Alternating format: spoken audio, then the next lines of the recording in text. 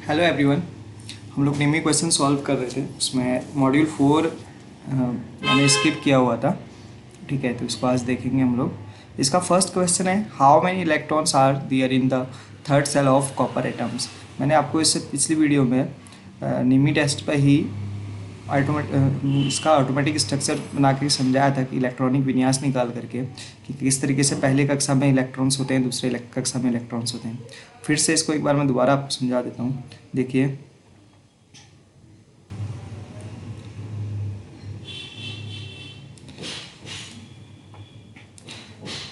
Copper के लिए पूछ रहा था।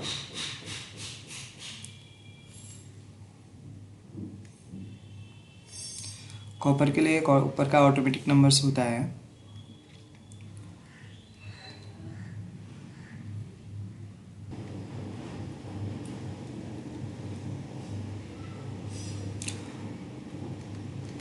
कॉपर का ऑटोमेटिक नंबर 29 होगा। ठीक है, जब हम इसका ऑटोमेटिक विन्यास निकालेंगे तो इसका फॉर्मूला होता है 2n²। ये मैं आपको ऑलरेडी बता चुका हूँ। और इसकी कक्षाएं होंगी K, L, M, N। ठीक है, इस तरीके से इसकी क्लास रहती हैं। अब देखते हैं यहाँ पे हम से क्या पूछा गया था।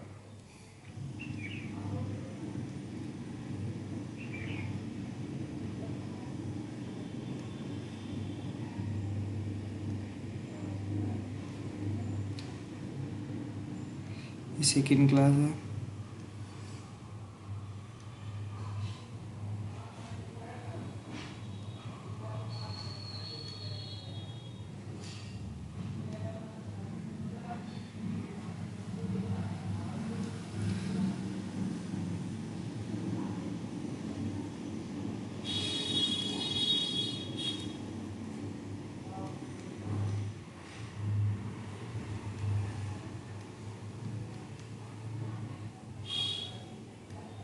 ठीक है, अब देखिए ये इसका फर्स्ट क्लास है। तो यहाँ पर देखिए इलेक्ट्रॉन्स कितना आएंगे, 2 × 1⁻²। ठीक है, तो फर्स्ट क्लास में के में कितने इलेक्ट्रॉन्स होंगे, 2। अब दूसरी क्लास ये वाली है, इसमें कितने इलेक्ट्रॉन्स रहेंगे, दूसरी क्लास है एल 2 × 2⁻², यानी कि 2 × 4। दूसरी में कितने इलेक्ट्रॉन्स हो गए, 8। फिर तीसरा 2 × 3⁻², n⁻² है ना, तो ये क्लास है। n मतलब जो भी जिस क्लास में हो, ये फर्स्ट क्लास, ये सेकेंड, ये थर्ड, ये फोर्थ। ठीक है, तो यहाँ पर देखिए क्या हो जाएगा, 2 × 9 यानी कि 18। ठीक है, तो हमको यही पूछा था। और तीसरे में हो जाएंगे 18। और जो फोर्थ क्लास है उसमें देखिए 2 × फोर्थ क्लास में कैसे निकालेंगे, यहाँ पे देखते हैं। 2 × 4⁻² बराबर 2 × 16 यानी कि 32। ठीक है, यहाँ पे देखो तो लास्ट सब इसमें कितना आएंगे, 32 इलेक्ट्रॉन्स। देखिए ये एक सिस्टम है जो किसी भी एलिमेंट्स का इलेक्ट्रॉनिक विन्यास निकाला जाता है इससे। ठीक है, अब 2n² का फॉर्मूला होता है और ये इसकी क्लास है। फर्स्ट क्लास K है, दूसरा L है, तीसरा M है और चौथा N होता है। आप इससे किसी भी सब्सटेंस का इलेक्ट्रॉनिक विन्यास इस तरीके से निकाल सकते हैं। उसके लिए आपको बस ऑटोमेटिक नंबर उसका पता होना चाहिए। ठीक है, ये चीज़ मैं आपको पहले भी समझाया था। यहाँ पे ये जो है, इसमें फर्स्ट में थे 2 इलेक्ट्रॉन्स। ठीक है, यहाँ पे 2 इलेक्ट्रॉन है फर्स्ट में, और दूसरे में कितने आएंगे, 8।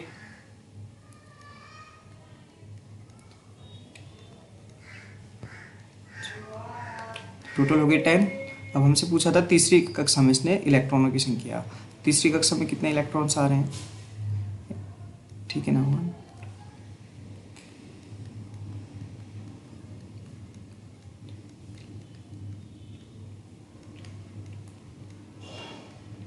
ये देखिए 18।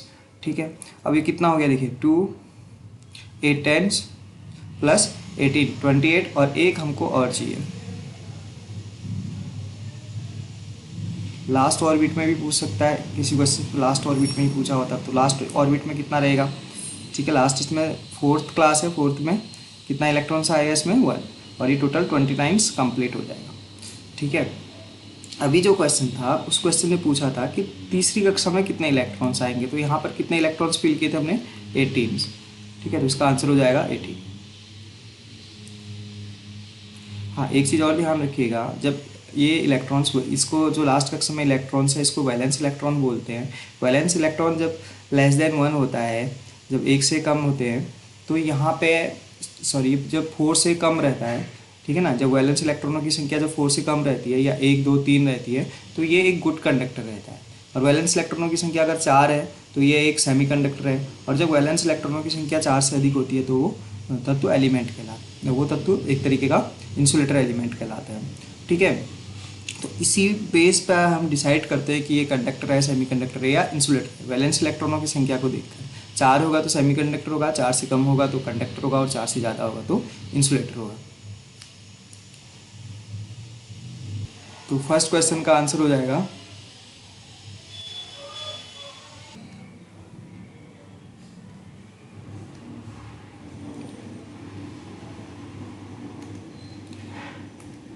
इसका आंसर हो जाएगा 18, ठीक है।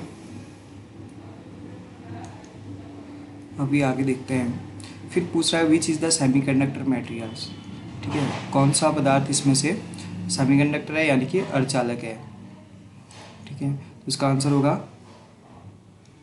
डी, ठीक है। देखिए एबोनाइट्स जो होता है ये रबड़ है, ठीक है, ये एक इंसुलेटर होता है। और यूरेका और मैग्नीन्स को हम स्टार्टर, यूरेका से या मैग्नीन से हम स्टार्टर मतलब इसका रेजिस्टेंस हाई होता है, इसको हम एज ए स्टार्टर की कॉइल्स बनाने के लिए प्रयोग करते हैं यूरेका को, ठीक है। और मैग्नीन्स भी इस तरीके की एक धातु होती है, ठीक है। और मैग्नीन का प्रयोग आपने देखा होगा पोटेंशियोमीटर्स में जो वायर्स है रेजिस्टेंस बनाने के लिए इसका प्रयोग किया जाता है। नेक्स्ट देखते हैं, What is the indication of neon polarity indicated used for checking AC supply? Neon ध्रुवता संकेत का AC आपूर्ति जांचते समय क्या होता है, ठीक है।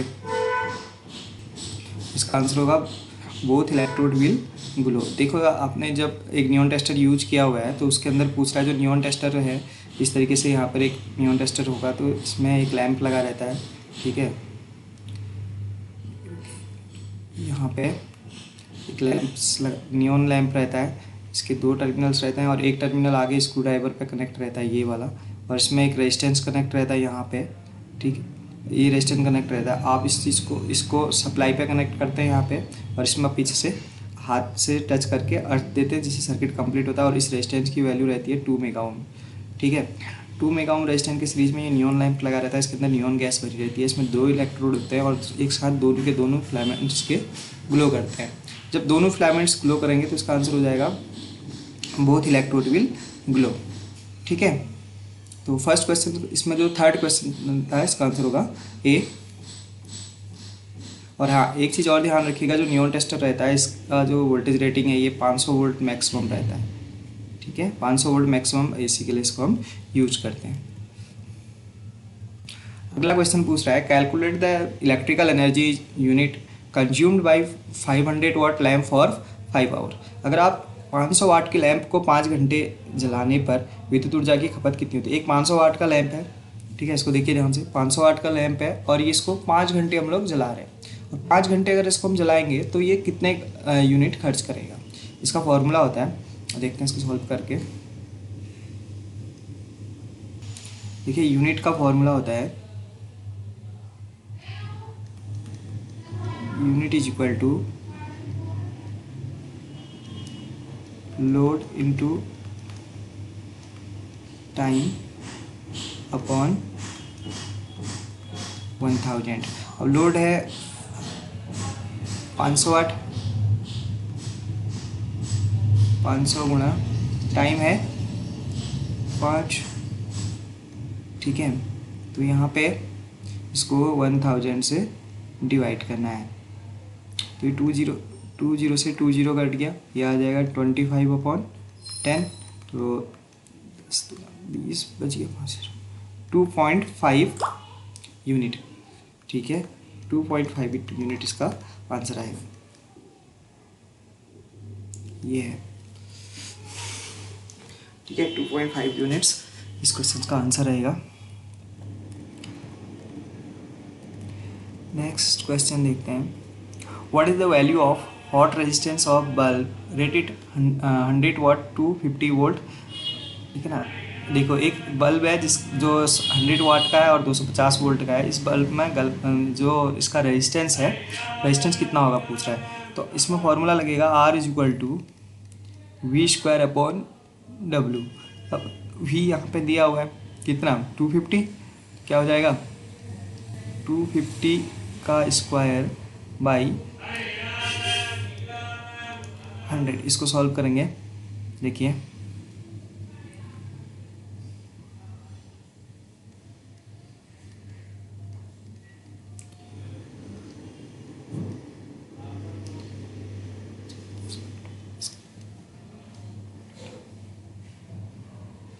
ठीक है। तो ये जो दो ये कट गया, तो इसका आंसर हो जाएगा ये वाला D 625 ओम्स। इसी क्वेश्चन से और क्वेश्चंस भी आते हैं, जैसे आपको R पूछा है या वाट पूछ लेगा या V निकालना होगा, तो तीनों फार्मूला आपको पता होना चाहिए इसका।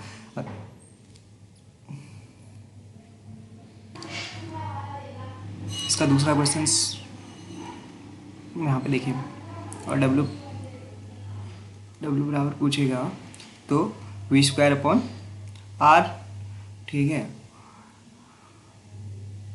और इसी की जगह अगर V² का पूछेगा आपसे, तो देखिए यहाँ पे क्या हो जाएगा, V² = R × W। अब यहाँ से स्क्वायर हटाना है, तो V हो जाएगा R × इसमें √ का साइन लग जाएगा। ठीक है, तो V = √R² × W। ये W क्या है, पावर, जो रोटेट यहाँ पे दिया हुआ था 100 वाट। ठीक है ना, पावर की यूनिट क्या रहेगी, वाट्स रहेगी। नेक्स्ट क्वेश्चन है, कौन सा नियम कहता है कि बंद विद्युत परिपथ में लगाया गया वोल्टेज पाथ के योग के बराबर होता है। Which law states that in close electrical circuit the applied voltage is equal to the sum of voltage drop. ठीक है, तो इसको देखिए, ये रहा, ये किरचॉफ्स वोल्टेज लॉ है, बस किरचॉफ्स करंट लॉ KCL होता है, ये KVL बोला है। ठीक है ना, ये KVL है, इसका आंसर ये रहेगा।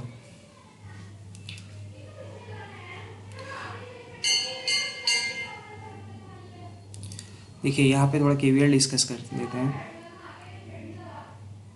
KVL का क्या है, ये देखिए इस तरीके से अगर अलग अलग रेजिस्टेंस लगे हुए हैं और यहाँ पर हमने टोटल वोल्टेज दिया हुआ है। ठीक है ना, अगर ये हमारा 120 वोल्ट यहाँ से हम दे रहे हैं, या 220 मान लीजिए, 220 वोल्ट अगर आप यहाँ से दे रहे हैं, तो ये जो 220 वोल्ट है ये इक्वली इन तीनों लोड पर, ये लोड है, ठीक है, RL1, RL2 और RL3, ये तीन जो अलग अलग लोड है, यहाँ से दिया गया वोल्टेज जो इन ब्रांच पर ड्रॉप होने वाला वोल्टेज है, इसके योग के बराबर होगा। जो यहाँ से दिया गया अप्लाइड वोल्टेज है, उस अप्लाइड के योग के बराबर होगा। ठीक है, या यूँ कह सकते हैं किसी बंद परिपथ में विभिन्न शाखाओं में होने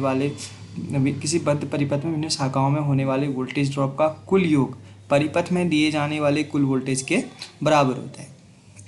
ठीक है, तो ये KVL है, KVL से पूछा गया क्वेश्चन था, और इसका आंसर होगा किरचॉफ्स सेकंड लॉ। अगला है, calculate the total power of circuit of 2 lamp rated 200 watt and 240 volt are connected in series and 240 volt supply. देखो 200 वाट 240 वोल्ट के 2 लैंप है और दोनों लैंपों को सीरीज में कनेक्ट किया है, तो आपको कुल पावर इसमें पूछ रहा है।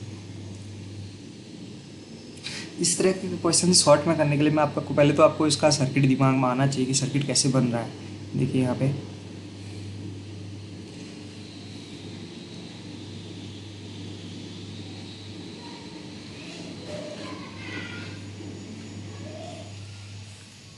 देखिए 2 लैंप थे, ठीक है,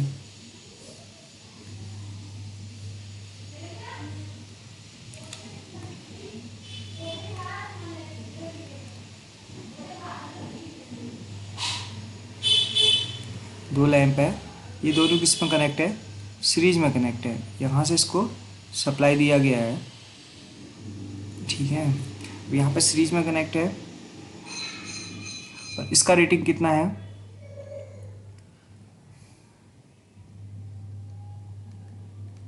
200 वाट, इसका भी रेटिंग कितना था, 200 वाट, और वोल्टेज कितना है, ठीक है, देख लेते हैं वोल्टेज कितना दिया हुआ था,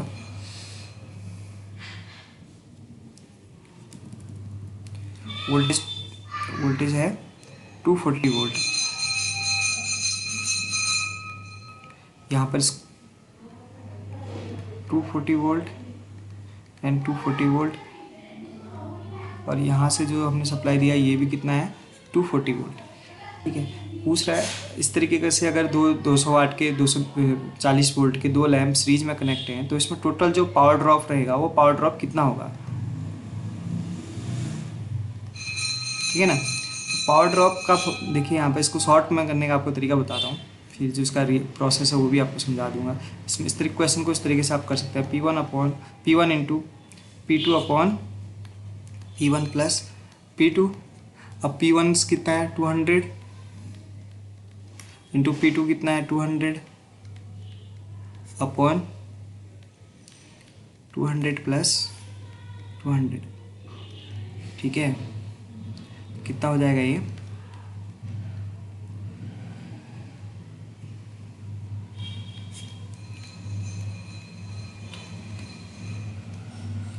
टू जीरो से 2 जीरो हो गया तो ये 1 हो गया, तो इसका आंसर कितना आएगा 100 वाट।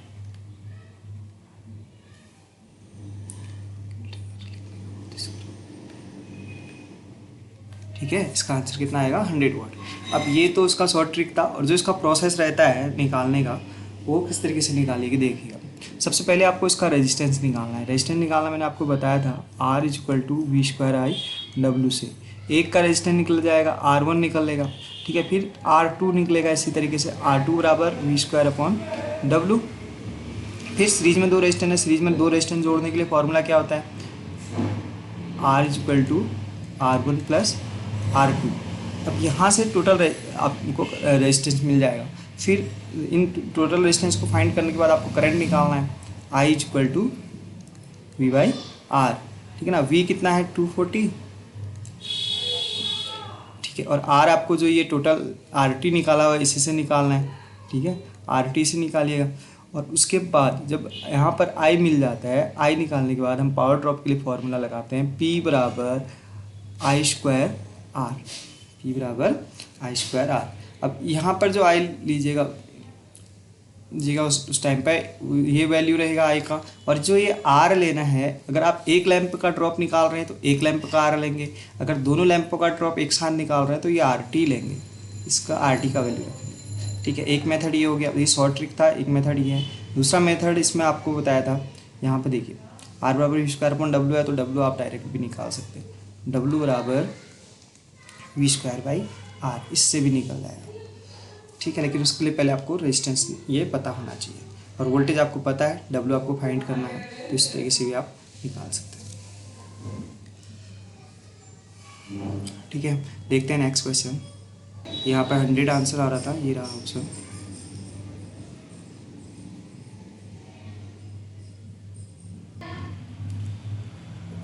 ऑप्शन आते हैं ना, ये है 100 वाट।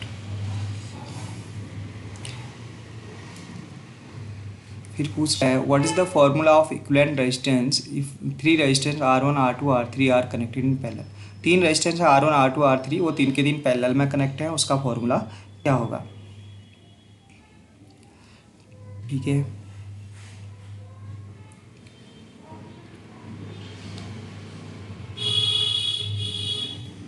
देखिए इस क्वेश्चन को ध्यान से पढ़िएगा तभी आपको समझ में आएगा। यहाँ पर बोल रहा है ये देखिए,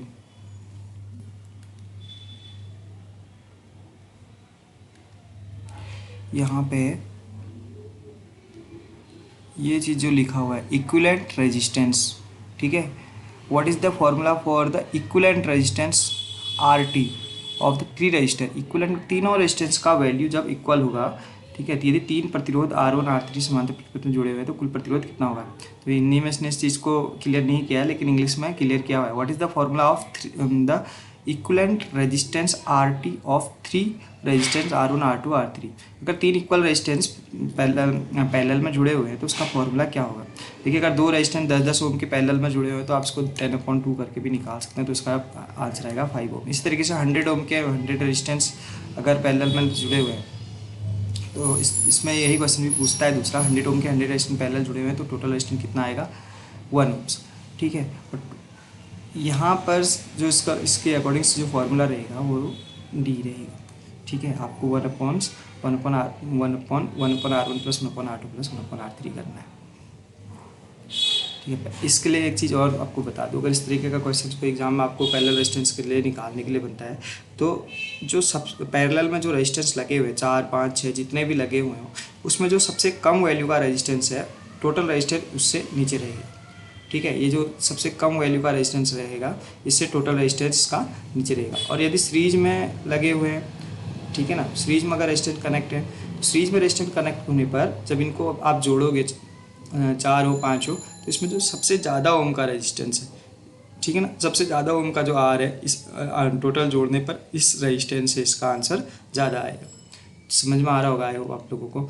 जैसे मान लो यहाँ पर 2 ओम, 5 ओम, 6 ओम है, जब आप इसका इक्विवेलेंट रेजिस्टेंस निकालेंगे तो इसका आंसर 6 ओम से ज़्यादा आएगा। और यही चीज़ जब दो यहाँ पर देखिए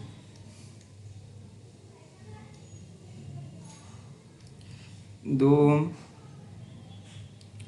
5 ओम और 6 ओम इस तरीके से अगर निकालेंगे यहाँ पर जोड़ करके 2 ओम, 5 ओम, 6 ओम को पैरेलल में, तो इसका आंसर इस 2 ओम से नीचे रहेगा, ठीक है। तो ये पैरेलल के लिए होता है, ये सीरीज के लिए होता है, इसको ध्यान रखना। देखते हैं नेक्स्ट क्वेश्चन। यहाँ पर बोल रहा है what is the reading of ohm meter across R2 resistor. ये एक R2 रजिस्टर है, इसके अक्रॉस में इन्होंने एक ओम मीटर कनेक्ट किया हुआ है। तो यहाँ पर जो ओम मीटर लगा हुआ है ये क्या दिखाएगा बोल रहा है, ठीक है। इंडिकेट जीरो रीडिंग नहीं, इंडिकेट्स द इन्फिनिटी रेजिस्टेंस, ठीक है ना, इंडिकेट द इन्फिनिटी रेजिस्टेंस। अच्छा, ये देखिए ओम मीटर अक्रॉस ओपन बोल रहा है, ठीक है। तो ओपन सर्किट का रेजिस्टेंस कितना रहता है, इन्फिनिटी ओपन का रहेगा, ओपन का इन्फिनिटी रहेगा। और शॉर्ट का कितना रहता है, शॉर्ट का 0 रहता है, ठीक है। तो ये इस क्वेश्चन भी पूछा गया है, ओपन का रेजिस्टेंस कितना रहेगा, शॉर्ट का कितना रहेगा एग्जाम में। शॉर्ट सर्किट का रेजिस्टेंस 0 रहता है, ओपन सर्किट का इन्फिनिटी रहता है। यहाँ पर ओपन सर्किट में चेक कर रहे हो तो इंडिकेटेड इन्फिनिटी रेजिस्टेंस आएगा दूसरा।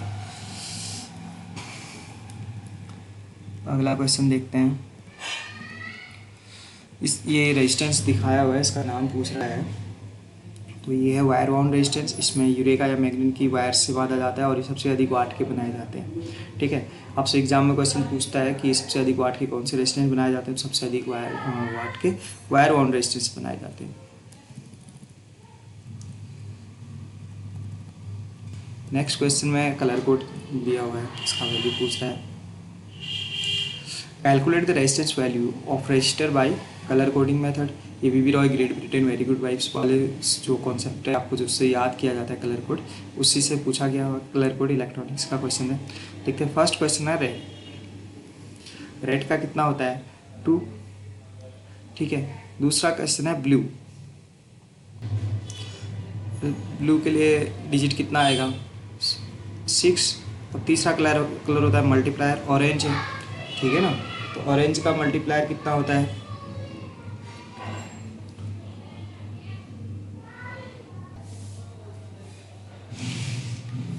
10⁻³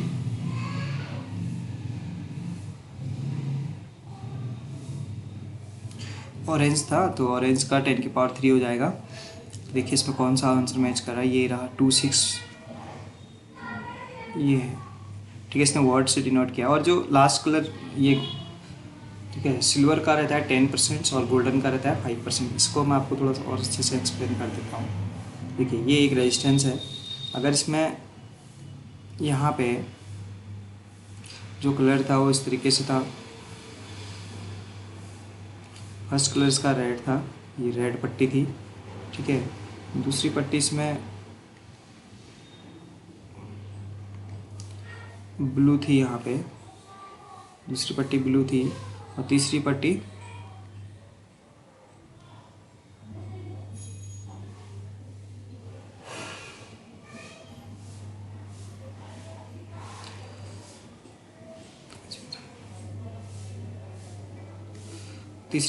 ऑरेंज थी, और ये वाली सिल्वर है, ठीक है। जो 3 पट्टी 4 पट्टी इस तरीके से इसमें पट्टियाँ रहती हैं। तो जो फर्स्ट अगर 4 बैंड रेजिस्टेंस है, तो 4 देखिए 4 बैंड में क्या होगा, फर्स्ट के 2 डिजिट रहेंगे, तीसरा मल्टीप्लायर रहेगा, और चौथा इसका टॉलरेंस रहेगा, ठीक है। और अगर 5 बैंड रहेगा तो फर्स्ट के 3 डिजिट रहेंगे, चौथा मल्टीप्लायर रहेगा, और पांचवा टॉलरेंस रहेगा। तो ये इसमें निकालने का तरीका है। और जैसे इसका कलर कोड से आप इसको निकाल सकते हैं। कलर कोड में आपको पता है black, brown, red, orange, yellow, green, blue, violet, इस तरीके से कलर रहेगा। और फर्स्ट में ही इसका 10 की पावर 0, 10 की पावर 1, 10 की पावर 2, ठीक है। और टॉलरेंस का, सिल्वर का टॉलरेंस 10% रहेगा, गोल्ड का 5 रहेगा, ठीक है ना। वाइट का भी 10% प्लस माइनस 10% के अप्रॉक्स रहता है। नो कलर का 20% रहता है, ठीक है। और गोल्डन का रहेगा 10 की पावर -1, ठीक है ना। तो ये था,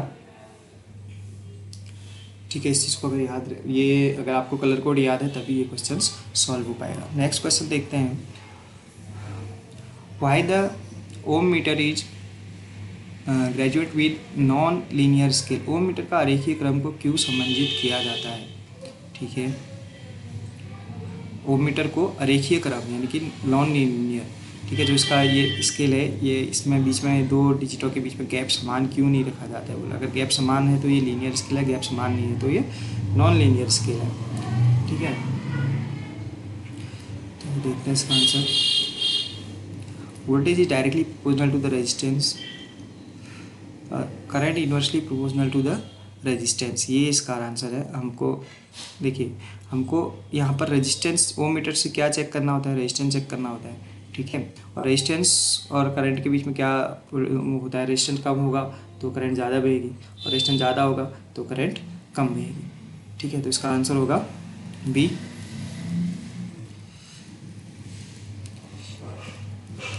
फिर ये व्हीटस्टोन ब्रिज से पूछा हुआ है, calculate the value of unknown resistance RDC in the Wheatstone bridge network EAB 500 watt, QBC 300 watt और SA0 15 watt at balance condition. Wheatstone bridge को संतुलन अवस्था में अज्ञात प्रतिरोध दिए हुए हैं और उसमें से आपको इसका मान फाइंड करना है, ठीक है।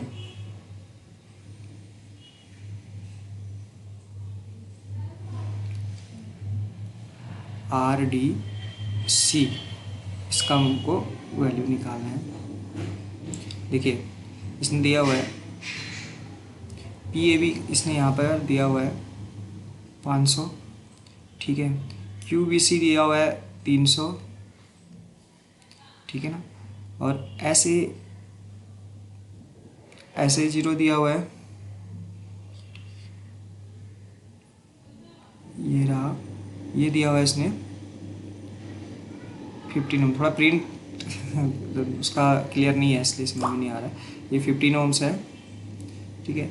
और ये वाला जो रेजिस्टेंस है इसका मान हमको याद करना है, ठीक है। इस क्वेश्चन को और सरल कर देते हैं थोड़ा सा। यहाँ पर P मान लीजिए, इसको Q, इसको R और इसको S, ठीक है। अब यहाँ पे देखना, व्हीटस्टोन ब्रिज का फॉर्मूला होता है P/Q = R/S, ठीक है। तो क्या हो जाएगा, देखिए यहाँ पे फर्स्ट है 500, P की वैल्यू ये रहा, ठीक है। 500/Q है,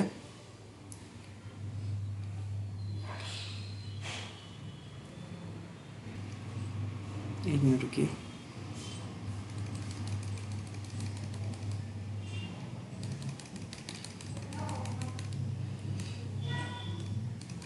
देखिए यहाँ पे शुरू से समझते इसको मान, ये पी दिया हुआ है ऑलरेडी,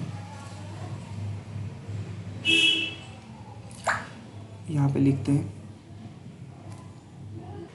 यहाँ पे जो फॉर्मूला है इसके अकॉर्डिंग अगर हम इसका वैल्यू रखेंगे, देखिए कैसे होगा व्हीटस्टोन के according. P A B upon, यहाँ पे देखिए S A zero is equal to Q B C upon R B C. ठीक है, अब देखिए इसमें वैल्यू रख देंगे, क्या हो जाएगा 500 upon 15 is equal to, Q B C है 300, ठीक है, क्यू बी सी था 300 और ये आर डी सी है, हमको आर डी सी फाइंड करना है। तो आर डी सी ये इंटू हो जाएगा, आर डी सी हो जाएगा, आर डी सी होगा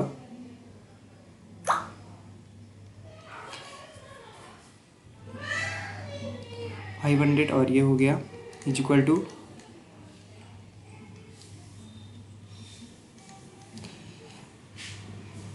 4500। तो यहाँ से आर डी सी हम बाहर लेंगे, R D C is equal to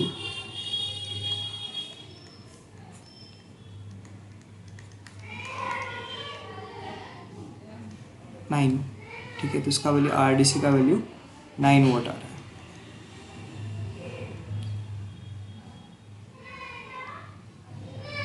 ठीक है, तो इस तरीके से ये क्वेश्चन सॉल्व होगा। ये जो आंसर होगा ये यहाँ पे ओम होगा। ठीक है, 9 ओम्स, इसने वाट लिखा है, वाट पावर की यूनिट होती है, हमको यहाँ पे ओम की यूनिट्स लिखना है। ठीक है, अगला क्वेश्चन बोल रहा है which material having negative temperature coefficients, किस पदार्थ का ऋणात्मक तापमान गुणांक होता है। फर्स्ट है अभ्रक, दूसरा है यूरेका, तीसरा है कॉपर और चौथा है मैग्नीज। तो इसका आंसर होगा, हमको इसमें देखना है कि कौन सा इंसुलेटिंग मटेरियल है। इंसुलेटिंग मटेरियल का टेम्परेचर कोएफिशिएंट नेगेटिव होता है। ठीक है,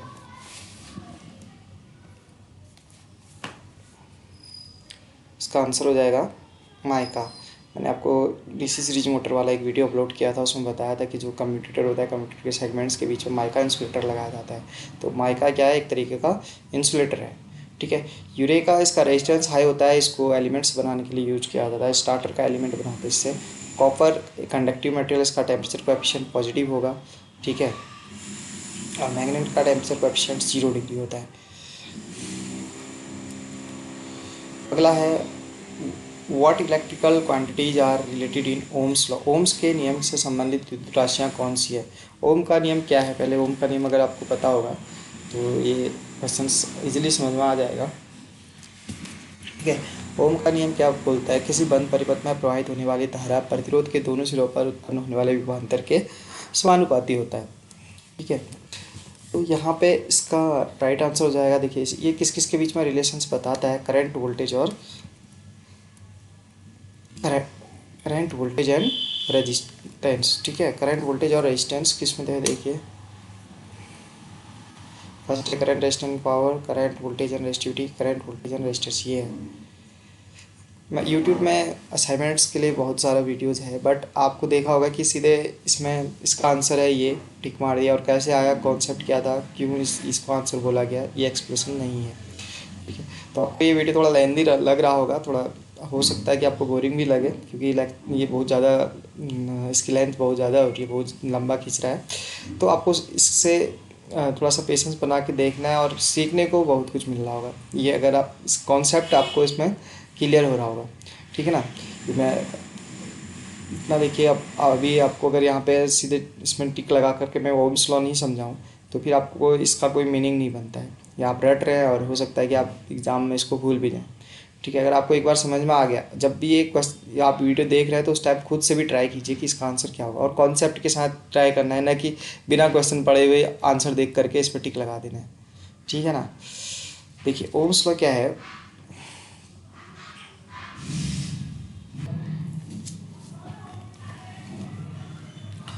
ओम्स लॉ में यहाँ पर एक रेजिस्टेंस लगा देंगे, ठीक है। यहाँ पर एक रेजिस्टेंस लगाने के बाद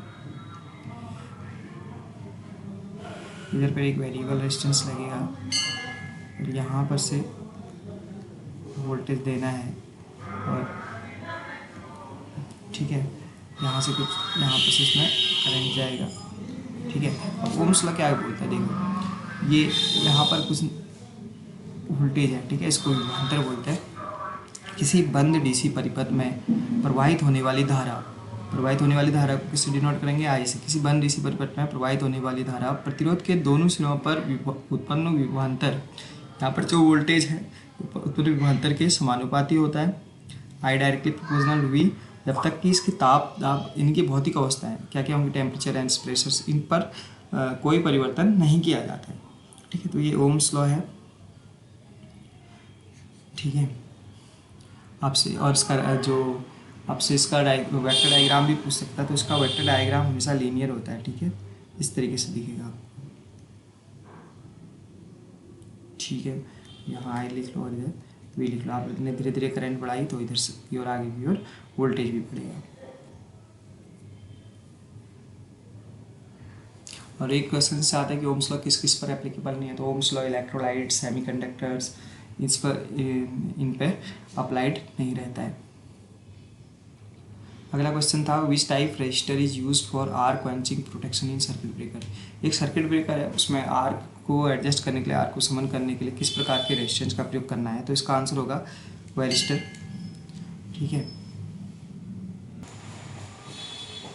देखिए वायरिस्टर क्या होता है, इसको वोल्टेज डिपेंडेंट रजिस्टर भी बोल सकते हैं। वायरिस्टर एक तरीके का जो एक ऐसा डिवाइस है जो किसी भी सर्किट को हाई वोल्टेज आने पर बचाता है, ठीक है। तो वायरिस्टर का प्रयोग हम प्रोटेक्शन करते हैं हाई वोल्टेज के लिए, जब जहाँ पर हाई वोल्टेज हो, मतलब किसी डिवाइस के हाई वोल्टेज से प्रोटेक्शन करने के लिए उस पर वायरिस्टर लगाया जाता है, ठीक है। और एक ये नॉन ओमिक कंपोनेंट होता है। इसको थोड़ा सर्किट में समझते हैं कि किस तरीके से काम करता है। देखिए यहाँ पे क्या होगा, जैसे मान लो आपको ये एक पूरा बोर्ड बना हुआ है, ये एक पीसीबी है, ठीक है। इस पीसीबी को इधर से सप्लाई देना है, ठीक है ना। इस पीसीबी को यहाँ से फेज और यहाँ से न्यूट्रल देना है। अब इस पीसीबी में बहुत सारा कंपोनेंट आईसी वगैरह लगा हुआ है जो उसका काम है, ठीक है। यहाँ पर हमने एक वायरिस्टर कनेक्ट कर रखा है, ठीक है। यहाँ पर क्या कनेक्ट कर दिया, फेज और न्यूट्रल देकर के एक वायरिस्टर कनेक्ट कर। इस वायरिस्टर की एक अपनी रेटिंग है, जैसे 240 वोल्ट इसका रेटिंग है, ठीक है। अब इस वायरिस्टर का काम क्या होता है, जब इस 240 वोल्ट से अगर ज़्यादा आप यहाँ पर मिलेगा, ठीक है, ये शॉर्ट सर्किट हो जाएगा, ठीक है। एक तरीके से ये शॉर्ट हो जाएगा। तो जब ये शॉर्ट होगा तो यहाँ से फेज न्यूट्रल शॉर्ट होगा तो इसका फ्यूज फट जाएगा, तो जिससे कि फ्यूज, अगर इसका पीसीबी में लगा हुआ आगे फ्यूज फटेगा तो ये पूरा पीसीबी आपका सेव हो जाएगा, ठीक है। तो वायरिस्टर को वोल्टेज डिपेंडेंट रेजिस्टेंस भी बोलते हैं। ये वोल्टेज इसका जो रेजिस्टेंस होता है वोल्टेज के ऊपर डिपेंड रहता है, वोल्टेज बढ़ने पर रेजिस्टेंस कम हो जाता है, ठीक है ना। तो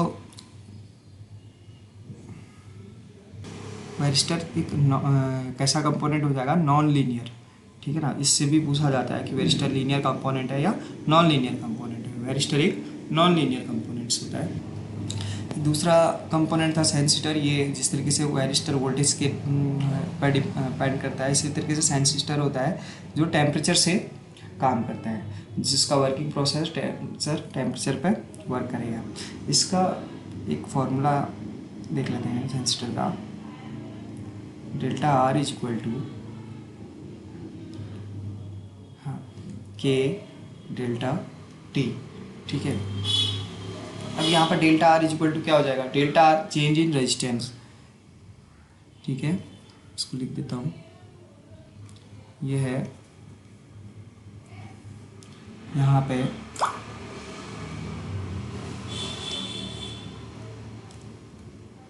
चेंज इन रेजिस्टेंस, ठीक है ना।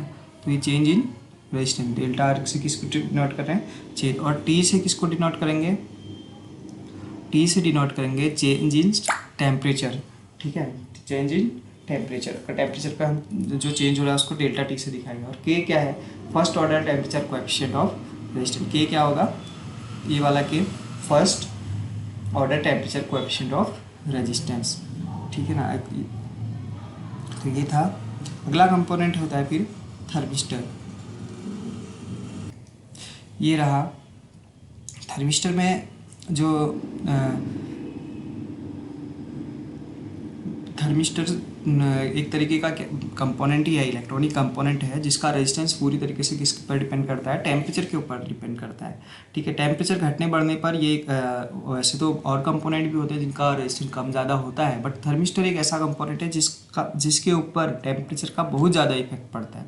ठीक है, ये दो टाइप्स के आते हैं, यहाँ पे देखिएगा, एक पीटीसी और एक एनटीसी। ठीक है, ये positive temperature coefficient, negative temperature coefficients.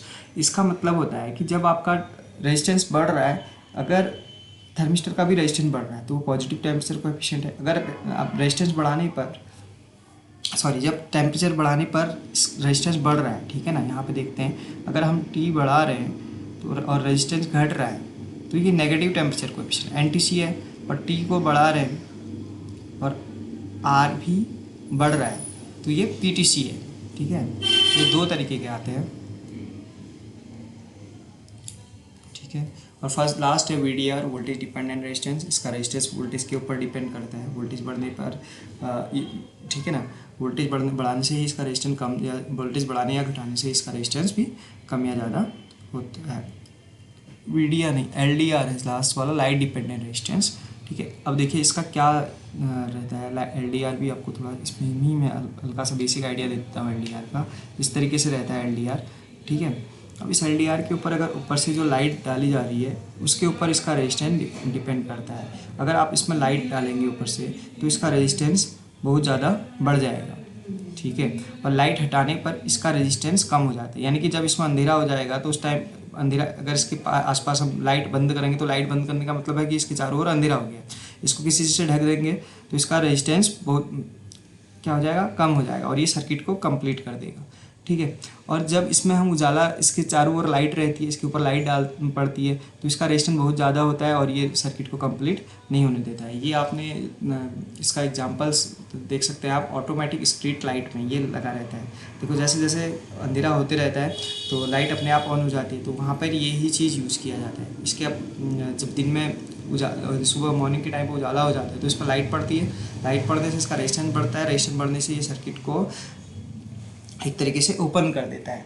ठीक है, और जब अंधेरा होता है तो इसके चारों ओर लाइट पड़ना बंद हो जाता है। इस पर लाइट पड़ना बंद होगा तो इसका रेजिस्टेंस कम होगा, रेजिस्टेंस कम होगा तो ये सर्किट को ऑन करवा देता है। ठीक है, तो ये कुछ कंपोनेंट थे, वेरिस्टर, सेंसिस्टर, थर्मिस्टर और एलडीआर, लाइट डिपेंडेंट रेजिस्टेंस। ठीक है, इसमें हमने एक एक को देखा है और इसका जो आंसर था वो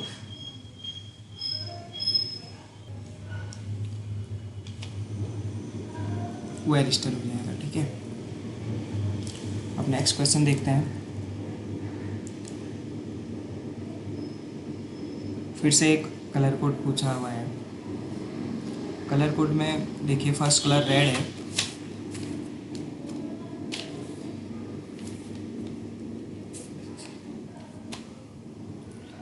फर्स्ट कलर ये रहा रेड, तो इसका 2 हो जाएगा। फिर ग्रीन है, ठीक है, ग्रीन का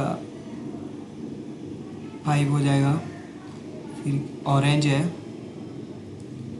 ऑरेंज का मल्टीप्लायर है तो 10 की पावर -3। ठीक है, तो देखिए इसमें 25 वाला कौन सा ऑप्शन है, 25 × 10 की पावर 3 ये रहा। ठीक है, और इसने गोल्ड दिया हुआ है तो गोल्ड हमेशा गोल्डन का 5% होता है टॉलरेंस। ठीक है, और सिल्वर का 10% होता है।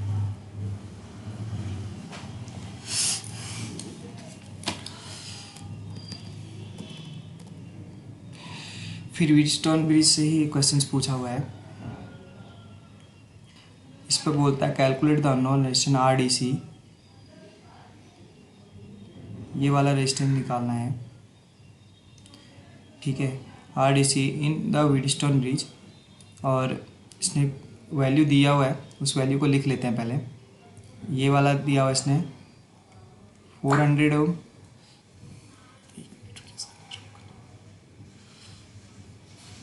400 ओम दिया हुआ है। और ये क्या, कौन सी, ये QVC 200 है, ठीक है। और ये वाला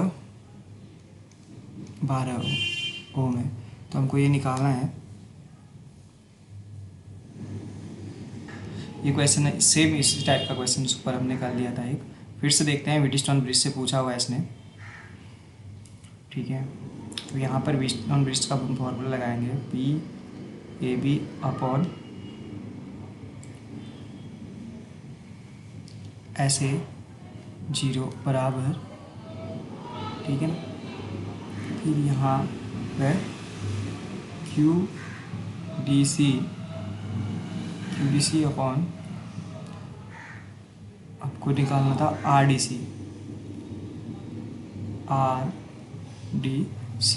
अब देखिए PAB का वैल्यू है 400, राइट। उसके बाद SAB का था 12 और QBC, ये QBC था, QBC का है 200 और RDC हमको फाइंड करना है, ठीक है। अब यहाँ पे देखेंगे हम, तो ये कैसे हो गया, यहाँ पे देखिए 400 RDC इज इक्वल टू भारत में 2400, ठीक है। अब देखिए RDC इज इक्वल टू क्या हो जाएगा,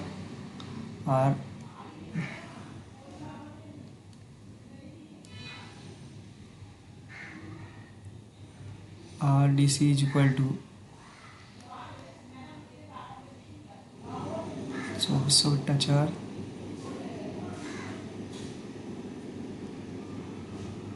तो इससे ये कट गया,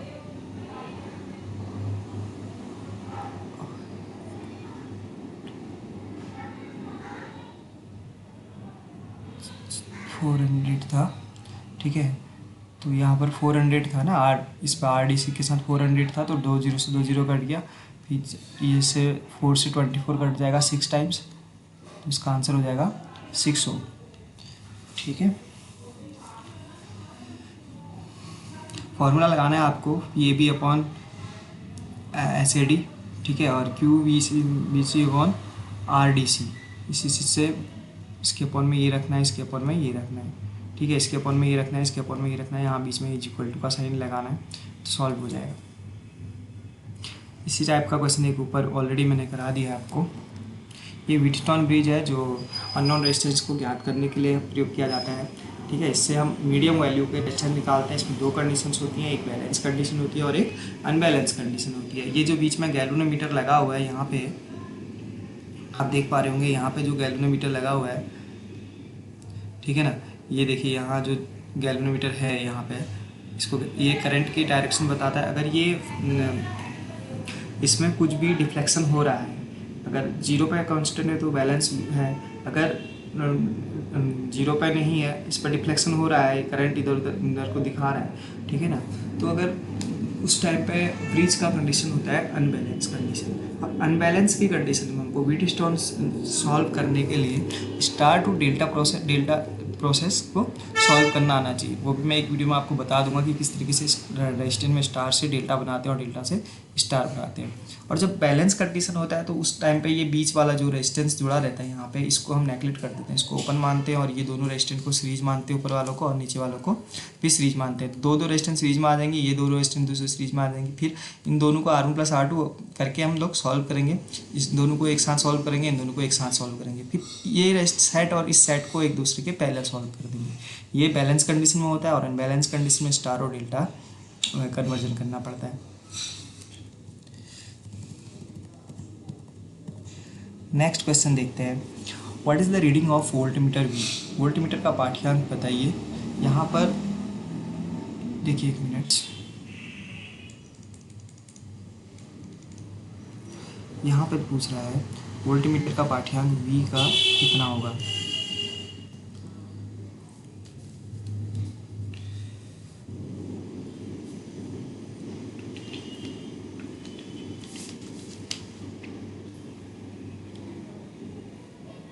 वोल्टेज तो दिख नहीं रहा है क्लियर से।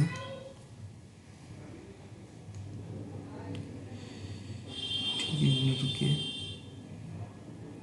इसमें मिस प्रिंट है, इसका प्रिंट नहीं दिख रहा है, तो प्रिंट दिखे बिना ये क्वेश्चंस पता भी नहीं चल पा रहा है कि कहाँ पर कितना वैल्यू लिखा हुआ है। आप लोग इसको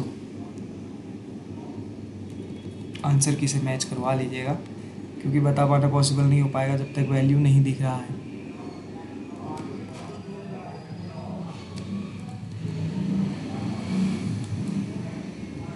इसमें बिल्कुल भी कुछ भी समझ में नहीं आ रहा है। ठीक है, नेक्स्ट क्वेश्चन देखते हैं। श्रेणी परिपथ का प्रयोग है, देखिए, which is the application of series circuits.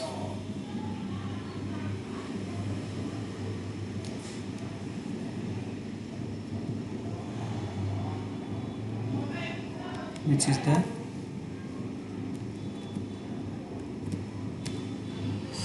application of series circuit। First option था वोल्टमीटर, तो वोल्टमीटर हमेशा पैरेलल में लगाया जाता है, इसका रेजिस्टेंस एम्पियर मीटर से ज़्यादा होता है, इसकी रेंज बढ़ाने के लिए हम लोग मल्टीप्लायर का प्रयोग करते हैं।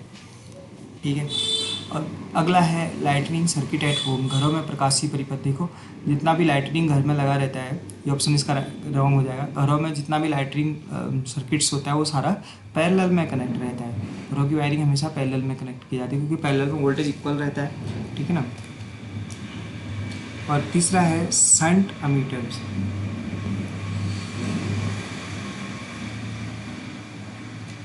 ठीक है, इसका ये ऑप्शन रॉन्ग हुआ ना।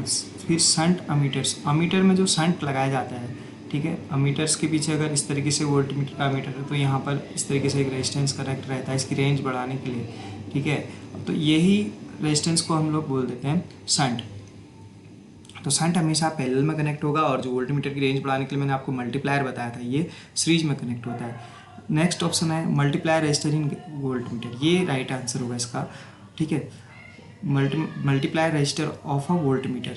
ठीक है, जैसे मैं अभी डिस्कस कर ही रहा था आपको, वही ऑप्शन है। तो मल्टीप्लायर जो वोल्टमीटर की रेंज बढ़ाने के लिए हम लोग संयोजित करते हैं, उसको हमेशा हम सीरीज में लगाते हैं। ठीक है, इसके न्यूमेरिकल करेंगे कि किस तरीके से शंट का वैल्यू निकालते हैं कि कितने एम्पियर मीटर का रेजिस्टेंस बढ़ाने के लिए कितने ओम का लगना चाहिए। बस आप लोग थोड़ा सपोर्ट कीजिए और वीडियो को जितना आपसे हो सकता है शेयर कीजिए। What is the effect on open resistance in series circuit. अगर एक सीरीज सर्किट में रेजिस्टेंस ओपन हो जाता है तो उसका क्या इफेक्ट पड़ता है।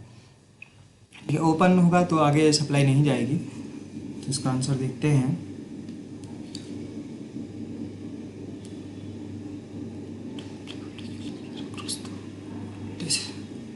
खुले प्रतिरोध में कोई प्रभाव नहीं पड़ेगा। श्रेणी परिपथ में खुले हुए प्रतिरोध का क्या प्रभाव पड़ेगा। बोलता है no effect on open resistance. Wrong है। अगर सीरीज में अगर एक देखिए, सीरीज में 4 लैंप लगे हुए हैं, अगर एक लैंप भी फ्यूज हो जाता है तो सीरीज में करंट जाने का रास्ता एक ही होता है। ठीक है, कहीं पर भी आप रास्ता कट करेंगे तो पूरा सर्किट ब्रेक रहेगा, किसी भी लैंप को सप्लाई नहीं मिलेगी। चलिए देखते हैं option. Full circuit current will flow open resistance. नहीं, जब ओपन है तो कोई करंट फॉलो नहीं होगा, ये भी गलत है, ये भी दोनों रॉन्ग है। ठीक है, खुले परिपथ में खुले प्रतिरोध पर दोनों ओर कुल आपूर्ति वोल्टेज दिखाया जाएगा। इसमें पढ़ते हैं total supply voltage will appear across the open resistance. ठीक है, और लास्ट है खुले परिपथ में दोनों ओर कोई वोल्टेज नहीं दिखेगा। ये सही है। ठीक है,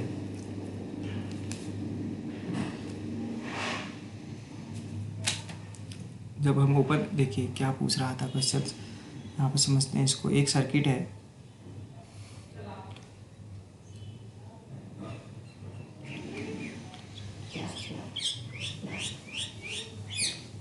देखिए आप पहले क्वेश्चन को थोड़ा सा इसका लैंग्वेज समझने की कोशिश करिएगा। ये 3 रेजिस्टेंस हैं, यहाँ पर कनेक्ट है, ठीक है ना, और तीनों कनेक्ट हैं। तो ये क्वेश्चन क्या पूछ रहा था, जो अगर ये रेजिस्टेंस ओपन हो जाता है, मान लो यहाँ पर ये कट जाता है बीच से, तो यहाँ पर इन दोनों टर्मिनल पे क्या होगा। तो इन दोनों टर्मिनल पर जो यहाँ से जो वोल्टेज दिया गया है वो वोल्टेज शो करेगा। तो यही ऑप्शन तीसरा वाला बोल रहा है। ठीक है, अगर यहाँ पर हम वोल्टमीटर से देखेंगे तो इधर से जो टोटल रेजिस्टेंस आ रहा है इनमें ड्रॉप होने के बाद वो यहाँ पर टोटल ये वाला वोल्टेज शो करेगा जो अप्लाइड वोल्टेज है। यही है खुले परिपथ में दोनों ओर, खुले परिपथ के दोनों ओर मतलब यहाँ से भी इधर से भी, और कुल आपूर्ति वोल्टेज दिखाएगा, जो यहाँ से जो वोल्टेज है वो वाला वोल्टेज दिखाएगा। ठीक है, नेक्स्ट देखते हैं। अगला क्वेश्चन पूछ रहा है calculate the resistance value in R3। 3 resistance दिए हैं, R1 R4 है, 1 मिनट, R1 4 ओम है,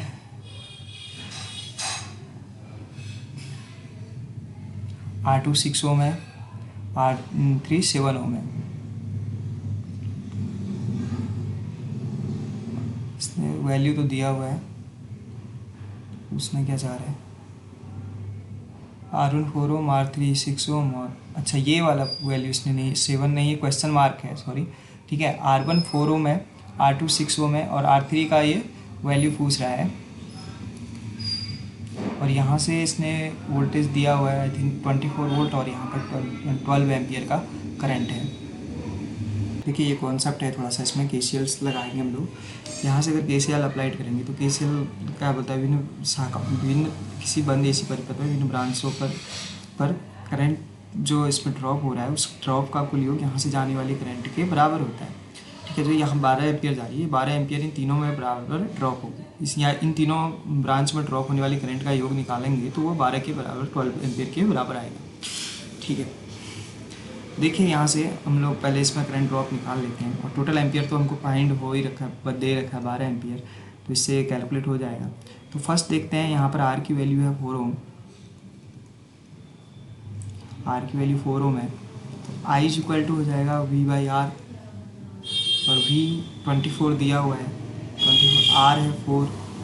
ठीक है, तो ये यहाँ पर जो I गई है, यहाँ पर 6 एम्पियर करंट गया हुआ है, इस रेजिस्टेंस ने 6 एम्पियर करंट लिया हुआ है। ठीक है, इसी तरीके से दूसरे का निकालेंगे तो यहाँ पर 6 करेंगे तो इसको 4, इसने 4 एम्पियर करंट लिया है। अब हमारे पास टोटल 12 एम्पियर है, 6 एम्पियर इसने ले लिया, 4 एम्पियर इसने लिया, 10 एम्पियर गया, और 10 एम्पियर में से हमारे पास बचा 2 एम्पियर। ठीक है, अब 2 एम्पियर 12 में से 10 एम्पियर तो खर्च हो गया है, तो इसलिए हमारे पास 2 एम्पियर बचा, तो 2 एम्पियर कहाँ पे जाएगा, यहाँ पे जाएगा। अब हमको यहाँ पर I पता चल गया और V हमको पता है, तो R निकालना है हमको। कैसे निकालेंगे ये आपको पता होगा, आई थिंक ये सारे बच्चों को ये बेसिक्स चीज़ है, ये तो सबको पता ही होगा। ठीक है ना, अब यहाँ पर हमको क्या निकालना था, रेजिस्टेंस निकालना था। R इज इक्वल टू, देखिए R निकालना है तो R इज इक्वल टू जगह V/I। ठीक है, वोल्टेज है 24 और I आ गया था 2 एम्पियर, तो इसको 2 से इसको काट देंगे तो 12 आंसर आ जाएगा। तो 12 हमारा ये रहा। ठीक है, 12 ओम से। नेक्स्ट देखते हैं, फिर से पूछता है what is the effect of circuit if AB point are shorted. एक सर्किट दिया हुआ है, उसमें शॉर्ट सर्किट कर देगा, तो शॉर्ट सर्किट करने के बाद पूछ रहा है क्या इफेक्ट होगा, तो इसमें शॉर्ट सर्किट होने पर करंट की वैल्यू 0 हो जाएगी, और ठीक है ना, वहाँ पर रेजिस्टेंस पूरे सर्किट का 0 हो जाएगा। करंट, हाँ, शॉर्ट सर्किट होगा तो रेजिस्टेंस में पूरी तरीके से 0 हो जाएगा, और करंट इन्फिनिटी हो जाएगी।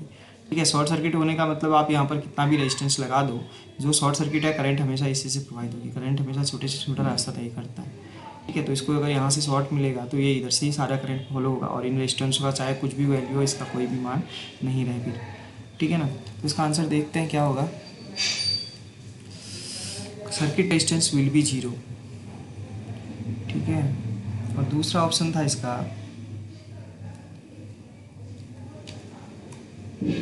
हाँ, सर्किट रेजिस्टेंस विल बी 0। देखिए अगर रेजिस्टेंस 0 हुआ तो दूसरा ऑप्शन पढ़ने की ज़रूरत ही नहीं है इसमें। ठीक है ना, यहाँ पर आपने शॉर्ट सर्किट कर दिया तो रेजिस्टेंस 0 होगा। शॉर्ट सर्किट का रेजिस्टेंस ये ऑलरेडी डिस्कस हो चुका है, शॉर्ट सर्किट का रेजिस्टेंस 0 होता है और करंट इन्फिनिटी हो जाती है। ठीक है, तो यही इसका राइट आंसर हो जाएगा।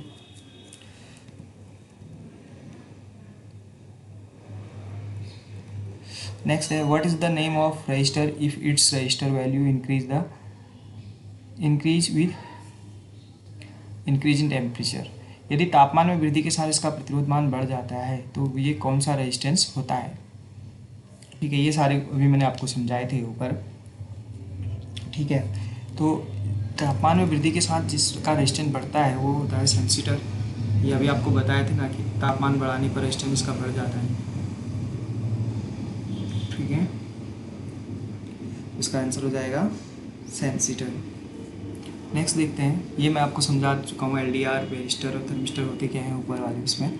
इस क्वेश्चन में ज़्यादा टाइम वेस्ट नहीं करेंगे हम लोग। अगला है what is the formula of quantity electricity, Q equal to क्या होता है। ये बहुत बार क्वेश्चन डिस्कस हो चुका है। क्यू इक्वल टू, इसका न्यूमेरिकल भी मैं चैनल पर अपलोड किया, बस आप लोग चैनल पे जा करके वीडियोस वॉच करेंगे तो आपको ये सब कुछ सीखने को मिलेगा। Q equal to C V होता है, ठीक है ना। एक फॉर्मूला हो गया Q equal to C V, और दूसरा होता है Q equal to I into T. दो फार्मूला होते हैं, तो ये वाले से तो इसने पूछा नहीं है, और यहाँ से देख लीजिए, यहाँ पर ये ऑप्शन मैच कर रहा है आई टी का, ठीक है। तो क्या हो जाएगा इसका आंसर, ए, करंट इनटू टाइम। नेक्स्ट देखते हैं कंडक्टेंस की इकाई क्या होती है। कंडक्टेंस की इकाई मो होगी, बस ये उल्टा इसको इस तरीके से डिनोट करते हैं, ये रेजिस्टेंस का उल्टा होता है, और जी इक्वल टू होता है 1/r। ओम रेजिस्टेंस की इकाई होती है, ठीक है ना। ओम मीटर विशिष्ट प्रतिरोध की इकाई होती है, ठीक है। ओम मीटर या ओम सेंटीमीटर भी दिया है, ये विशिष्ट प्रतिरोध की इकाई है। विशिष्ट प्रतिरोध को रो से डिनोट करते हैं, और ये इसका फॉर्मूला होता है वैसे R directly proportional rho L upon A, ये ध्यान रखना। फिर पूछ रहा है नेक्स्ट क्वेश्चन में, which one defines the change in resistance in ohm पर डिग्री सेंटीग्रेड। ओम प्रति डिग्री सेंटीग्रेड में सी में प्रतिरोध में परिवर्तन में इसको कौन सा परिभाषित करता है, ठीक है। देखते हैं इस क्वेश्चन को।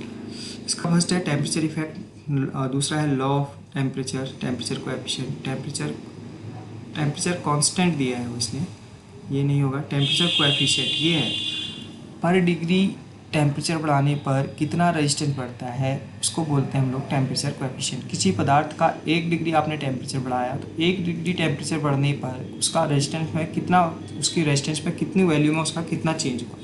यहाँ पर अगर आपने इसका 1 डिग्री टेम्परेचर बढ़ा दिया तो आर कितना बढ़ा, इसी चीज़ को बोलते हैं टेम्परेचर कोएफिशिएंट। और जो प्रति डिग्री सेंटीग्रेड में प्रतिरोध में परिवर्तन को दर्शाता है उसको बोलेंगे टेम्परेचर कोएफिशिएंट। इसका आंसर हो जाएगा टेम्परेचर कोएफिशिएंट।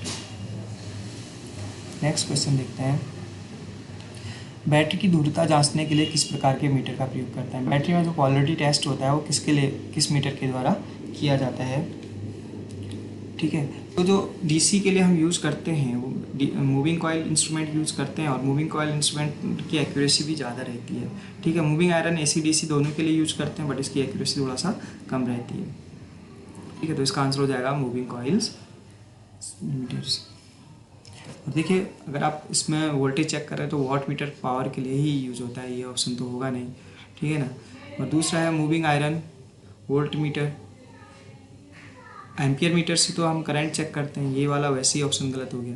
तो मूविंग आयरन और मूविंग कॉइल में ज़्यादा बेस्ट मूविंग कॉइल रहेगा। मूविंग कॉइल की सेंसिटिविटी, इसकी जो एक्यूरेसी है, ठीक है, ये ज़्यादा रहती है, इसलिए हम लोग बी को यूज ज़्यादा प्रिपेयर करेंगे उसके लिए। नेक्स्ट क्वेश्चन है what is the voltage drop in resistance R2 in the series circuit. Series परिपथ में प्रतिरोध R2 पर वोल्टेज पात यानी कि वोल्टेज ड्रॉप बताइए। R2 है 200 ओम, देखिए यहाँ पर R2 ये लगा हुआ है 200 ओम, इस पर पूछ रहा है VD का वैल्यू। VD आपको पता है I/R कर देंगे, बहुत बार डिस्कस हुआ है, ठीक है। अब यहाँ से निकालना हमको टोटल रेजिस्टेंस, ये 100 ओम हो गया, ये 200 ओम 300 प्लस फिर 300 600 प्लस 400 700, जहाँ तक मेरे को समझ में आ रहा है इनकी वैल्यू। प्रिंट क्लियर नहीं है, करके देखते हैं आंसर मैच करता है कि नहीं करता है, ठीक है। तो ये ऊपर था 300, यहाँ 3600 प्लस यहाँ 400, तो ये कितना हो गया 1000 ओम्स, यानी कि 1 किलो ओम भी इसको हम बोल सकते हैं, ठीक है। अब इसका आई निकाल लेंगे, I equal to V by R. V कितना दिया हुआ है 50 बाई हो जाएगा ये 1000, तो 0 से 0 कट जाएगा, फिर यहाँ पर 0, फिर इधर भी 0, फिर यहाँ पर 0, फिर यहाँ 0, तो इससे इसको काटोगे तो ये आ जाएगा 5, ठीक है। तो करंट की वैल्यू कितनी आ गई 0.05। अब मैंने बोला था आपको यहाँ पर आई इंटू आर करना है, आर कितना है 200 ओम, तो आप इसको कर दीजिए 0.05 इंटू 200, ठीक है। तो कितना हो गया है,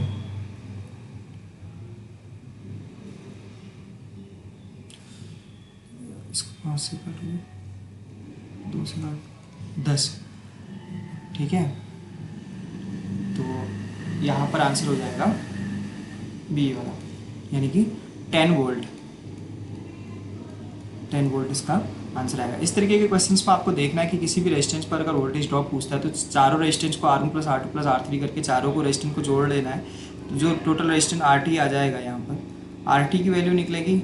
उसके बाद आपको करंट फाइंड करना है, करंट फाइंड करने के बाद जिस रेजिस्टेंस पर वोल्टेज ड्रॉप पूछता है उसके साथ उसको इंटू कर देना है, I इंटू आर लगा के, तो इसका आंसर हो जाएगा 10 वोल्ट। नेक्स्ट देखते हैं, फिर पूछ रहा है what is the application of series circuit, series circuit का एक एप्लीकेशन बताइए, ठीक है। तो यही फर्स्ट वाला ऑप्शन ही इसका राइट हो गया, फ्यूज इन सर्किट। फ्यूज हमेशा सीरीज वायर में और लाइव वायर पर ही लगाया जाता है। फ्यूज एक सेफ्टी डिवाइसेस है, ठीक है, जो नॉर्मल करंट से अधिक करंट आने पर मेन सर्किट को या किसी भी जिस भी एप्लीकेशन के लिए आपने फ्यूज लगाया उसको मेन परिपथ से अलग करता है। Which method is use for measuring 1 ohm to 100 के ओम रेंज रजिस्टर, 1 ओम से 1000 किलो ओम रजिस्टेंस मापने के लिए किस मेथड का प्रयोग किया जाता है, ठीक है। 1 ओम से 1000 ओम मापने के लिए किसका प्रयोग किया जाता है, केल्विन का, जो केल्विन ब्रिज है, ठीक है ना, केल्विन ब्रिज का प्रयोग हम करते हैं लेस देन ये 1 ओम से नीचे के जो रेजिस्टेंस होते हैं, लो रेजिस्टेंस बोलते हैं इसको हम लोग, लो रेजिस्टेंस मापने के लिए केल्विन ब्रिज का प्रयोग करते हैं, तो ये इसका आंसर होगा नहीं, ठीक है। दूसरा है व्हीटस्टोन ब्रिज, हाँ ये वाला ऑप्शन इसमें 1 किलो ओम से 1000 किलो ओम तक आएगा। व्हीटस्टोन ब्रिज के द्वारा हम मीडियम वैल्यू के रेजिस्टेंस मापते हैं, ठीक है, और इससे 100 के ओम के जो से ऊपर का जो रेजिस्टेंस रहता है उसको हम फिर मैगर के द्वारा मापा जाता है।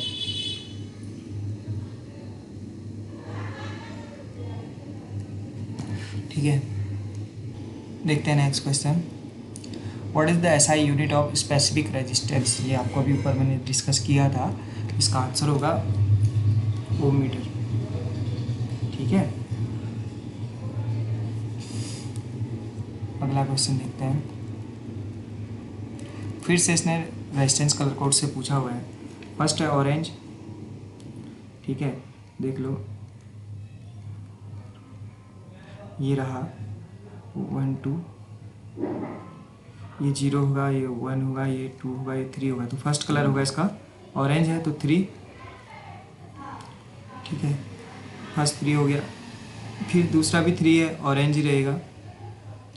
और रेड में कितना आ रहा है देखो, 0 1 2 यानी कि 10 की पावर 2, यहाँ पर 33 इंटू 10 की पावर 2। अब इसको मिला लेते हैं किससे आ रहा है, अभी 1 मिनट रुकिए। लास्ट में सिल्वर, तो सिल्वर का 10% होता है, 10% देखना आपको, एक तो इस ऑप्शन में है 10%, एक बार इस ऑप्शन में है, ठीक है। तो यहाँ पर आ जाएगा ये, अगर इसको सॉल्व करोगे आप 3300, ठीक है, तो 3300 यही है, बी वाला ऑप्शन इसका राइट रहेगा। नेक्स्ट देखते हैं, what is the purpose of shunt resistor R2 used in series type ohm meter, ठीक है। एक अगर आप देखिए एक एम्पियर मीटर रहता है, एम्पियर मीटर में हम जो उसकी रेंज बढ़ाते हैं, तो रेंज बढ़ाने के लिए हम उसमें शंट का यूज़ करते हैं, और शंट हमेशा हम एम्पियर मीटर के पैरेलल में यूज़ करते हैं, ठीक है। शंट क्या एक रेजिस्टेंस है जो मैग्नीस का बनाया जाता है, जिसमें मेनली मैग्नीस यूज किया जाता है शंट या मल्टीप्लायर बनाने के लिए, तो उसको हम कनेक्ट करते हैं एम्पियर मीटर के पैरेलल में। अब उसका लगाने का क्या मतलब होता है उस चीज़ को हम यहाँ पे देखेंगे।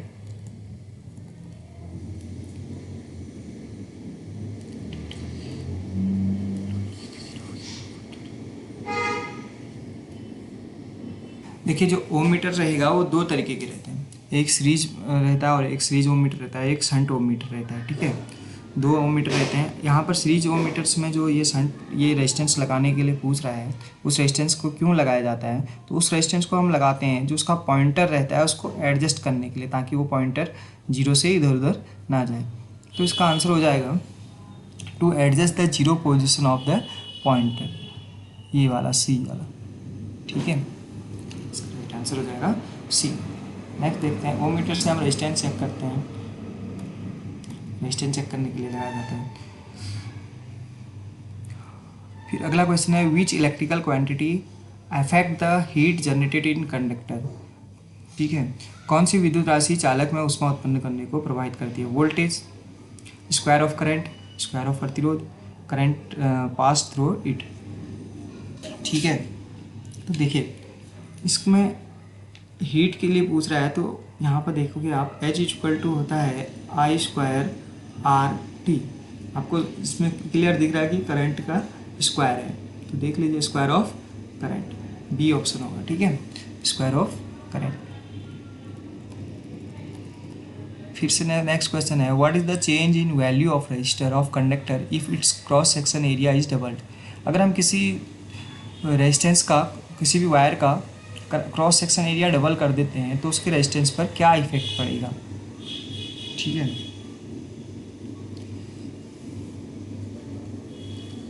देखिए क्या पूछ रहा था, इसका यहाँ पर फॉर्मूला लिख करके देखते हैं पहले। R directly proportional L upon, मैं रो की बात नहीं कर रहा हूँ क्योंकि यहाँ पर रो नहीं है। ठीक है, ठीक है, ये इसके विलोमानुपाती होता है। ठीक है ना, ये इसका अपोजिट्स रहेगा और इसका आंसर होगा डिक्रीज, डिक्रीज 2 टाइम्स, ये वाला। ठीक है, एक पेपर में आपको समझाऊंगा कि किस तरीके से ये 2 टाइम्स कम हुआ था। गोले का क्षेत्रफल निकाल करके आपको वहाँ पर देखना पड़ेगा, गोले का निकाल करके। ठीक है, उसमें यहाँ पे बेलन वाले क्वेश्चन से ये समझ में आपको आ जाएगा। ठीक है, बेलन का आयतन निकालना पड़ता है पाई आर स्क्वायर एच से, उससे ये पूरा कॉन्सेप्ट है। आपको एक अलग से क्लास लगा के मैं इसको आपको समझाऊंगा कि एन स्क्वायर कैसे पड़ता है और ये कैसे 4 गुना हुआ। Calculate the voltage drop across the resistance R4 in the circuit. परिपथ में प्रतिरोध R4 पर वोल्टेज पाथ की गणना कीजिए। R4 ये रहा 50 ओम्स। 50 ओम पर हमको निकालना है VD। ठीक है ना, VD निकालना है। अब ये यहाँ पर आई थिंक 60 ओम दोनों है। एक मिनट रुकिए,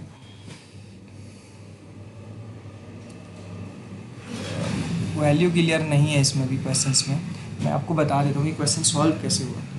ठीक है, देखते हैं अगर जो दिख समझ में आ रहा है, अगर उससे होता है तो वैल्यू अगर क्लियर हो, दूसरा क्वेश्चन आएगा तो आपके पास वैल्यू क्लियर रहेगा, आप उसमें इजीली कर सकते हैं। पहले आपको ये पैरेलल कॉम्बिनेशन सॉल्व करना है, सबसे पहले पैरेलल कॉम्बिनेशन सॉल्व करना है। यहाँ पर अगर देखिए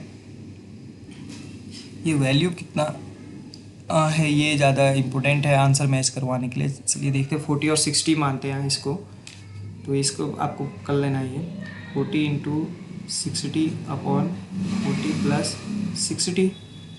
ठीक है, तो ये कितना हो जाएगा देखिए,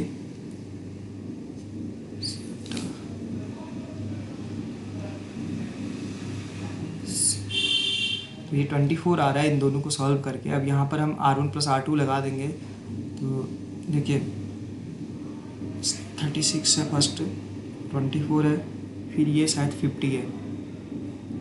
ठीक है ना, यहाँ पर 50 ओम है, इसको जोड़ देंगे। ठीक है, 110 ओम आ रहा है। अब I इक्वल टू V/R हो जाएगा। V था हमारा 220 बाई 110, तो इससे ये कट जाएगा। I इक्वल टू आ जाएगा 2 एम्पियर। ठीक है ना, I का वैल्यू निकल गया 2 एम्पियर यहाँ पे। तो अब देखिए, अब हमको VD निकालना था। VD इक्वल टू होता है I इंटू आर। I है 2 और R है था 50। ठीक है, और 50 और इंटू 2 100 वोल्ट, तो यहाँ पर 100 वोल्ट आएगा। अगर इसका वैल्यू सही है और इन दोनों का वैल्यू सही है तो आंसर मैच करेगा, अदरवाइज आंसर मैच नहीं करेगा। देख लेते हैं, एक ऑप्शन तो है ऑप्शन डी, तो यही इसका राइट आंसर होगा। ठीक है, बट इसमें वैल्यू क्लियर नहीं था। इस तरीके का क्वेश्चन का प्रोसेस, इस तरीके मतलब जो सॉल्व होगा प्रोसेस यही रहेगा सॉल्व करने का। ठीक है,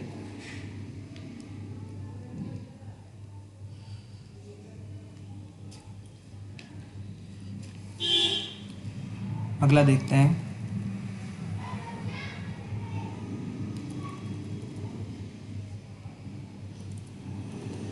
लाइट डिपेंडेंट रेजिस्टर का प्रतिरोध क्या होगा यदि प्रकाश की तीव्रता बढ़ा दी जाए। एक एलडीआर है, एलडीआर में अगर आप उसका प्रकाश जो ऊपर डाल रहे हैं उसकी तीव्रता को बढ़ा देते हैं तो रेजिस्टेंस क्या होगा।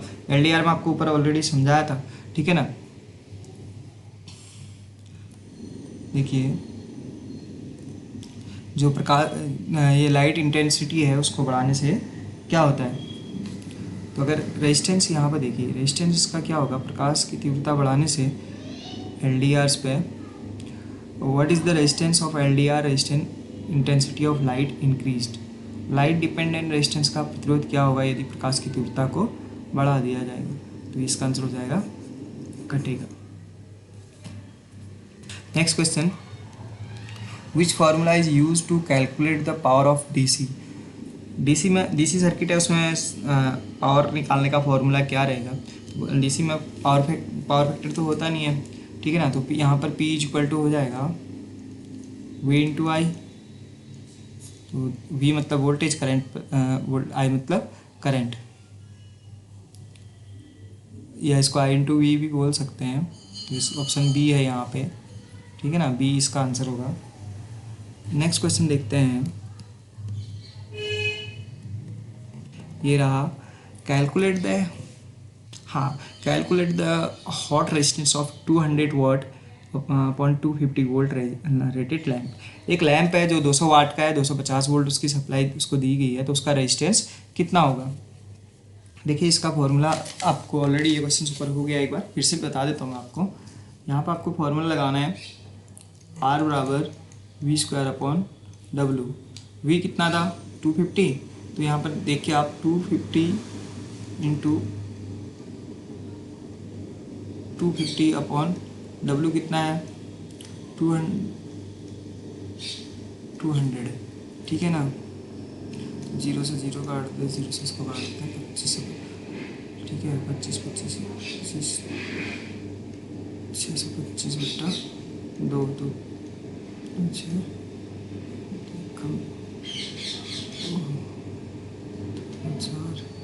312.5, ये इसका रेजिस्टेंस रहेगा, ठीक है। सी वाला ऑप्शन इसका राइट है। और इसमें मैंने आपको ऊपर बता दिया है वैसे आर कैसे निकालते हैं, डब्ल्यू कैसे निकालते हैं, वी कैसे निकालते हैं, इस तरीके के क्वेश्चंस पे फिर से देखते हैं। What is the value of resistance in open circuit. एक ओपन सर्किट का रेजिस्टेंस कितना होता है। ओपन सर्किट, शॉर्ट सर्किट का रेजिस्टेंस 2-3 बार मैंने लिख दिया है ऊपर, आप देख लीजिएगा अगर सब कुछ समझ में नहीं आया तो। ओपन सर्किट का रेजिस्टेंस होगा infinity. Next, which resistance the lowest current flow in parallel circuit having the value of 50 ohm, 200 220 ohms, 450 ohms और 560 ओम कनेक्टेड विद सप्लाई। समांतर परिपथ में 50 ओम, 220 ओम, 450 ओम और 560 ओम के प्रतिरोधों को जोड़ा गया है। सबसे कम रेजिस्टेंस किस में से बहेगा पूछ रहा है, ठीक है। तो सबसे कम करंट किस में से बहेगा पूछ रहा था, ठीक है। तो देखिए यहाँ पे हम पहले तो क्वेश्चन को समझ लेते हैं क्या है। यहाँ पर एक इस तरीके से कनेक्ट है, ये सर्किट है, इसमें 4 रेजिस्टेंस जुड़े हुए हैं, ठीक है। अब इनका वैल्यू है फर्स्ट का 50, दूसरे का 220, फिर 450, फिर 560। तो सबसे कम करंट किस में से जाएगा, जिसका वैल्यू जितना ज़्यादा होता है, क्योंकि मैंने अभी आपको ऊपर समझाया था, ठीक है ना। I 1/R इसको आप लोग लिख सकते हैं, ठीक है ना। जितना करंट ज़्यादा हो, जितना रेजिस्टेंस ज़्यादा होगा उतना करंट कम होगा, ठीक है। तो यहाँ पर 560 ओम का रेजिस्टेंस है, 560 ओम के रेजिस्टेंस से सबसे कम करंट जाएगा, तो इसका आंसर डी हो जाएगा। फिर पूछ रहा है यहाँ पे विशिष्ट प्रतिरोध का मान, ये याद करने वाला क्वेश्चन है, ठीक है। इसका आंसर हो जाएगा 1.72 माइक्रो पर centimetres, which is inversely proportional to the resistance of conductor. चालक के प्रतिरोध के व्युत्क्रमानुपाती क्या होता है। प्रतिरोध के व्युत्क्रमानुपाती देखिए R directly proportional rho L upon A, तो ए है, ठीक है। प्रतिरोध का व्युत्क्रमानुपाती ए मतलब होता है cross section area of conductor, तो इसका आंसर हो जाएगा area cross section area of conductor D, ठीक है। फिर देखते हैं नेक्स्ट, ठीक है। आज के लिए इतना काफ़ी है, 48 क्वेश्चंस हो गए हैं कंप्लीट।